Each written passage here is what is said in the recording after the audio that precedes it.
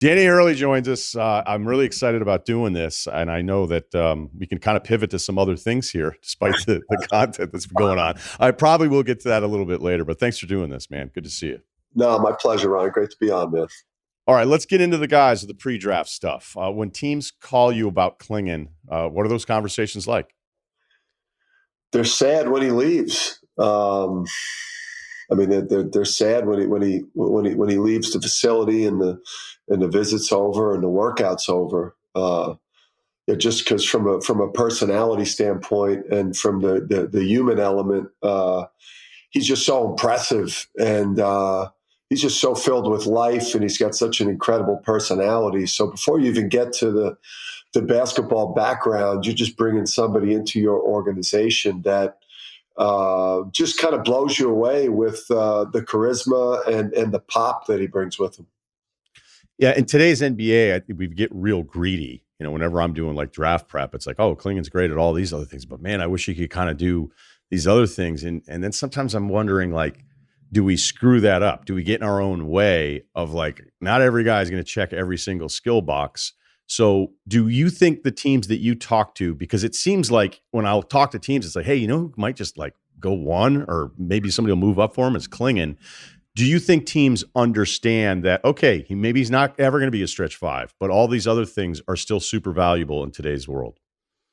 Yeah, I think so. I think a lot of teams I've talked to, you know, I think they see it that way. I think a lot of the teams that are considering him or are really excited about him, they've been at multiple practices the last 2 years. You know, they've not just shown up at games where where we're playing to win. So we're really sticking to the script of things that are going to give UConn the best chance to win, which he conformed to. But if you go and see summer practices or you see a practice in October, you see maybe different elements to his game. You'd have a chance to maybe, watch him handle the ball away from the basket more, shoot more threes, experiment a little bit more. And then, you obviously get a chance to see his evolution of what he was when he came in the door here as a young player, as a freshman, and then see, what he's leaving, as a two-time,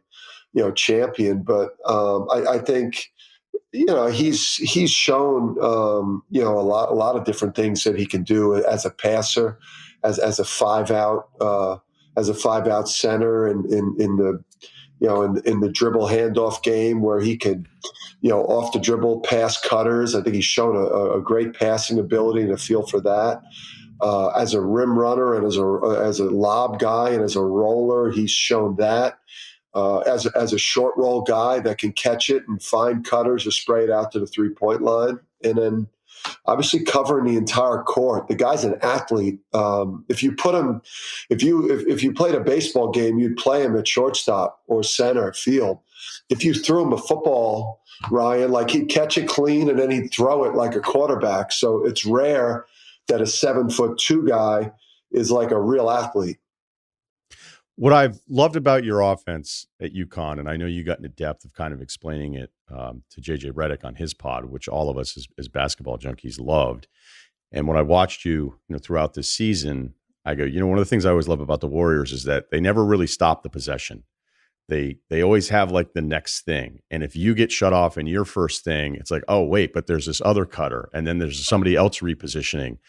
And I think what it does is it lets everybody feel involved.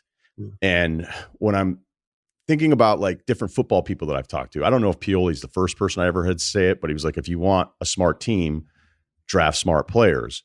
When you're building out your roster each year, is it that you have more trust, or you're recruiting the players that understand, like, we don't just run a high ball screen and then hope it works. Like we're going to ask you to keep playing and be engaged in the possession. Yeah, Ryan, I tried that first thing you said. Try the ball, run the ball screen and then pray it works. That got us eliminated in the first round of the tournament quickly, and I was a lot less popular then. So we changed a lot of just roster construction, things we value in terms of, giving up a little bit of athleticism for guys that could process the game, players that could think and pass and shoot and understand a complex offensive system. So for us, yeah, I mean, we have initial entries that we like to run, but we talk a lot about like what do we do to keep the music playing? Like what types of cuts, what types of split games. We just give our players a lot of different options, to play after that initial action, doesn't work, so that we can continue to stress the defense. And if you continue to stress the defense, eventually it's going to break down, and you're either going to get that rim two that you want, that paint three that you want, that paint kick out three that you want, or eventually a defense is going to get tired and they're going to foul you. You see, when I watch you, and I just was in love with this year because there's just a lot of teams. There's usually two, sometimes even three guys. But like, well, if the ball ends up in his hands, like, okay, whatever. I'm not that worried about it. And I kept watching you going, man, if it ends up in his hands, he's fine. Obviously, Cam or Castle or Caravan, and then Clingan's passing. And there was just like 6-7 guys deep where I go, I actually not worried when this player has the ball. So was it a recruiting decision, or are you perhaps more trusting? Because I think a lot of coaches are just like, hey, you never get to touch the ball unless it's desperation. Yeah, it's those two things without question. It's a philosophical shift in terms of what you're going to value, in terms of the traits. It's taking practice time. That I was always a big culture and all right, guys, let's go run through that brick wall right there, and we're going to win the game in rock fight fashion. We're just going to bludgeon the other guy with culture and effort. So some of it was just taking a lot more of like on court time and video time of breaking down these offensive concepts. So just taking time from defense and rebounding, and which is tough for a coach, especially a coach with my history, and then also too, just like we're going live all summer. Like a lot of college programs, either the workouts are optional, or it's a lot of fundamental, 1-on-0 or 4-on-0. Like we're going live all summer long for 8 weeks in all of the offensive concepts that we imagine ourselves playing this summer.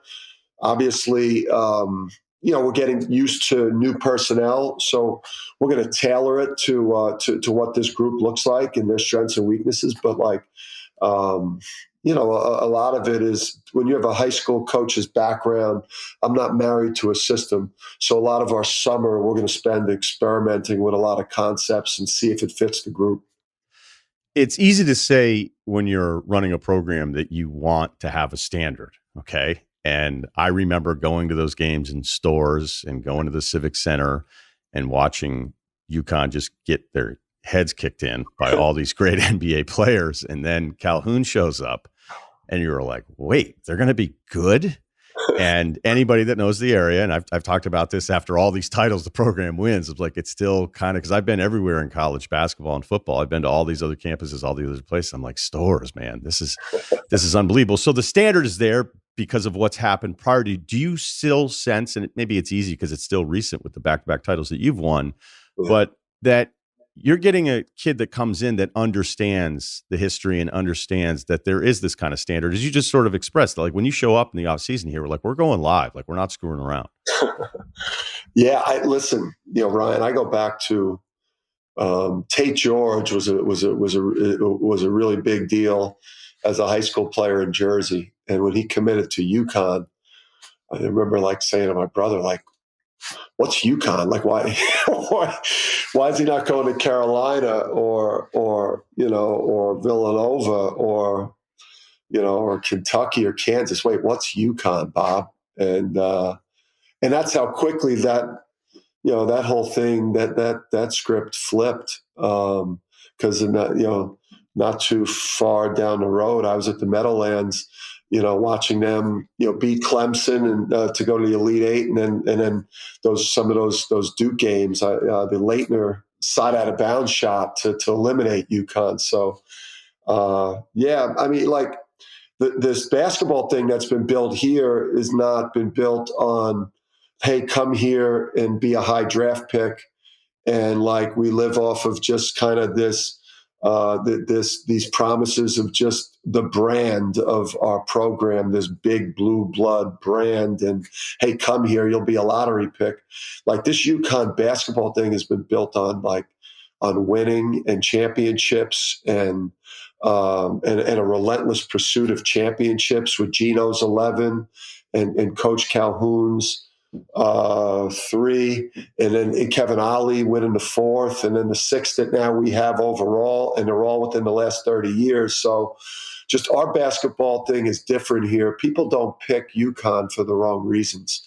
You don't come here and go, for 110,000 people at a football game, or you don't pick it because you think, the shit is all sweet here. Like this is like you pick UConn basketball because you want to be compared to like great players. And then like if you don't win a major championship, like maybe your career was underwhelming or maybe even a little bit of a failure.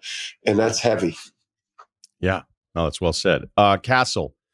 So he's a big time recruit. He comes in and we know he's going to be a lottery pick. I'll admit, I never thought of him as a point guard when I watched. And I know that's kind of how he's being packaged, which is always part of my favorite, pre-draft stuff. It's like, look, he's like what he is right now is really, really good. And he wasn't going to have a ton of options offensively to initiate stuff because of the roster you had. You didn't need him to do those things. Mm-hmm. But what's the best way of all of us on the outside understanding like the full capacities of his game that maybe didn't always see it in game? Yeah. Ryan, there's just so much there. And then I was like, going to the person and to, the inner circle, and you see it with some of the young talent in the NBA. You could tell that there's maybe not a great inner circle, or maybe not enough old school values with the player. This guy's got just incredible people around him. He's a ball player. He's not a TikToker or a social media. Like that's not his deal. He's a ball player. He loves the game. He's a pleaser. He's a winner. He's got a humility about him. He wants to be drafted by a great organization. I don't think it matters to him as much, or even Donovan, as much as where they go as to who they go to, because they want to go to an organization that resembles a little bit of what their college experience was in terms of the structure and the organization. So I liken him to like a Drew Holiday type of guard.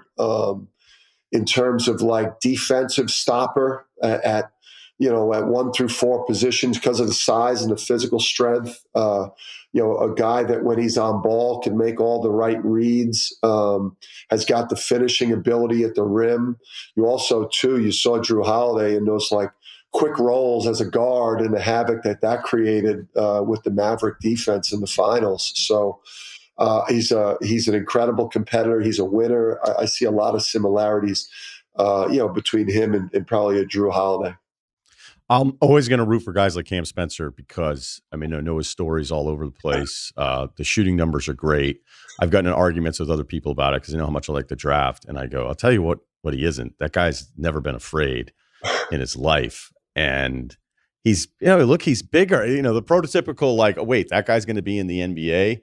And I think he has a chance. I really do think he has a chance. What are the conversations like with him on his potential to be drafted? Yeah, I think from that 30 to 40, that 30 to 45 range where where there's guaranteed contracts. To players, in that range. I think there's several teams that really, value the level that he shoots the ball at. He was a hair away from that exclusive 50, 45, 90 club, which not a lot of guys hit at the college level. He obviously, it looks slow, and it probably is slow. It's slow looking. And then like when you see it, it's slow. in terms of the way he moves, but he gets to all of his spots against, whether that was Devin Carter this year in the Big East, who's going to be a high draft pick, or other players that he destroyed in a non-conference or the NCAA tournament. So, the shooting you could see for yourself, the competitiveness, the fire, what he brings to an organization that way, I think, is a real plus for him. But I know it looks slow and I know it looks unathletic. But against the best teams and the best players that are all going to play in the NBA, he got to his spots. He was able to get to the rim. He got to the mid-range. And he's the exact type of guy you want to bring to your organization and bet on. I was at the Stetson tournament game, and I was sitting kind of like, a few rows behind you guys. And you're up 30. I mean, look, it's the kind of game that's supposed to happen. You're supposed to dominate that game. And I was watching Castle play defense off the ball when you're up 30. And I went, you've got to be kidding me. Okay. Like, he is playing, and we could get into the whole, like, you owe it to your teammate thing and you're prideful and all that stuff. And I was like, whatever Hurley does with these dudes to get them to care that much about not like giving up an easy bucket when this game was over at the tip. How do you get there? How do you get, it's not, I don't want to frame it as like they're afraid of letting you down, but how do you get guys to do that? Because I actually don't think it's that common. Yeah. You bring in just these guys, Ryan, that, like their families, that they've got enough of those kind of old school values, accountability, responsibility. But is it your intensity? Sorry to interrupt, but is there an... Yeah, because it's not like if they were brutal, like if these guys were selfish, narcissistic, they're doing me a favor by coming to UConn type of mentality, like we would look like, we'd look like a clown show that you see. I'm sure you've seen some other operations that don't look like that. So, I mean, but it starts in that process of recruiting by just evaluating like who still wants to be a part of something like this in college or even in the NBA where not everything functions like this. So, yeah, I mean, we evaluate the right people. I think that, Ryan, we bring a lot of value to these guys. We have evidence that like we can help these guys elevate their careers. And then there's a tribal aspect to it too, where like, what human beings still don't want to be part of like a super connected, highly efficient, high achieving group of, cult. I don't want to say cult. I got in trouble for that. But, like who doesn't want to be part of like the absolute highest functioning group of people in your sport that are dominant and putting on incredible performances, winning all the trophies, and then players are going on and getting drafted in the lottery or becoming NBA. Like, who doesn't want to be part of that? Would you prefer to be part of a locker room of selfish assholes?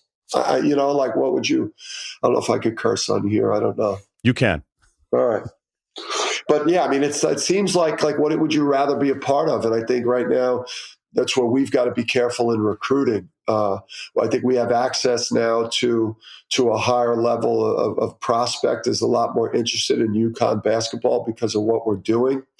But we've got to be true to what's kind of gotten us here, the types of people, players on the way up, players that are that have some sense of humility and want to be coached. Okay, so I think that's a great transition and probably what's going to be your least enjoyable part of the interview. In that, when I think about your approach, the buy-in, the intensity, and all that stuff, and then when all the Lakers rumors were happening, I went, I love this guy's approach. I love the program, but I've been around the NBA a really long time. Did you ever think, okay, if I actually do this, how much do I need to adjust, considering we're talking about older men and a longer season? Yeah, absolutely. When I think of, when I think of, my future and eventually coaching at that level, if that's something that, that continues to be something I aspire to do, I think about that a lot and whether that would be effective for me, whether that makes sense for me. I would say, I consider that a great deal. I think incredibly well suited to coach players that are 18, 19, 20 years old. I love being part of that process. I feel like my strengths as a coach and where where I'm could be at my best right now is certainly it's best suited to to the college game and the impact I can have, and still, like you said before, Ryan, like I could still create a culture and a mindset with my team, and all out effort that may be hard to replicate in the NBA, in an organization that doesn't value those types of things. In the however many day window where the Lakers story was a story, was there ever a moment where you thought to yourself, I'm actually doing this? I think, yeah, absolutely. I think I wouldn't have considered it unless I thought it was something real for me. I don't like distractions. I don't like them in my program. We keep our distractions limited. It was a very uncomfortable situation for me. Like I would much prefer to just be in the gym. I'm a pretty simple guy. I even though I draw a lot of attention, because of the way I coach and the way I may interact with the fan post game, particularly on the road. If I don't like what they're saying, like I bring a lot of the way we show up, how hard we play, just a lot of the way we go about the way we do our basketball draws a lot of attention. But I was not comfortable really in that whole situation. When it became public, it made it much more difficult for me to process everything. But I mean, I thought long and hard about it, and it wasn't the right moment for me to go coach in the NBA. All right, last thing on this, I promise. But when your offensive video broke out with JJ, right? Yeah. Then everybody knows JJ and LeBron's relationship, and then I mean that's a whole nother element to this story. Like, wait, what's going on here? Did JJ just convince LeBron that Danny would be the better head coach than JJ? In your information gathering process, did you actually ever talk to LeBron? We had some, we shared some text messages, and I think this just, LeBron, I think just wanted me to know that that he would support me, and that he paid attention to what I've accomplished in my career. Obviously, we shared the court together when he was a high school player as a junior, and I was in my first year as a high school coach. And he beat my ass in Delaware at Slam Dunk to the Beach. It was a close game, but he walked me down in the fourth quarter and got us there. I'm a lot better coach since then. Yeah, but I think just the whole thing. Some of the strengths of what we do. You're considering like bringing my offensive philosophy to the NBA. Okay, it's great. I mean, what we're doing in college is great. Can I get NBA players to move? Can I get them to move and cut the way, we are getting our team to move and cut? Would my star players be willing to, to share the ball, to allow others to handle it, and at times be a screener, at times be a cutter, at times be a roller, at times be a slipper, maybe you're the first screener in a jet, a lot of those things are what you're considering as like, I think what we do would be incredibly effective at the professional level. But you do wonder, can you get NBA players to actually do it? I remember Van Pelt and I back in the day, we had Coach Cal on after like 5 players were drafted in the first round. And it's an unbelievable accomplishment. And he may not even done the quote with us, but Cal was always fun. He would come on. He was always good to us. And the quote, again, I don't know if it was specific to our show or maybe he followed up after already saying it like, hey, this is one of the biggest nights in the history of Kentucky basketball. And of course, Kentucky fans were like, we'd actually rather have another title, Cal. You have the titles. But what is draft night like for you? The investment in these people, the realization of dreams that only a few people ever get to complete when the first time they touch a basketball and you get to turn a certain age, you realize, hey, this isn't going to happen for me, but it's happening to your guys in your world. What's that night like for you? Incredible night.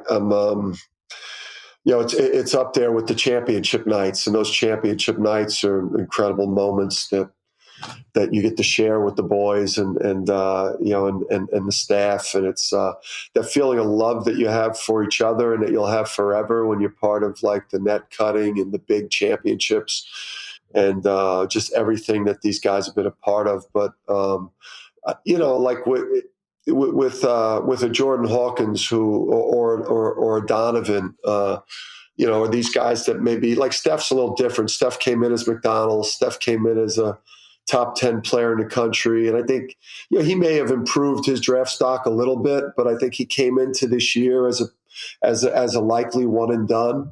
But like when you sit at the table with like a Jordan Hawkins, who was like a top 75 player, Donovan Clingan, who was maybe like a top 50 player, and now these guys go lottery or potentially first pick, and you see like the emotion with the family because this wasn't like some preordained thing that they feel like they were entitled to because they've always been ranked the number 3 player in the country. Like you'll see in the green room, which I saw last year, there'll be a uniqueness to like a Hawkins or a Clingan where like not too long ago, he was just playing at Bristol High on a non-sneaker affiliated AAU team, just no one knowing that this was going to be how his story plays out. So it's just awesome to be part of families' trajectories and families changing in an incredible way. This was a real pleasure, man. I know how busy you are, and looking forward to next week and that night for you in the program. And I don't need to wish you luck moving forward because you have this thing dialed in. But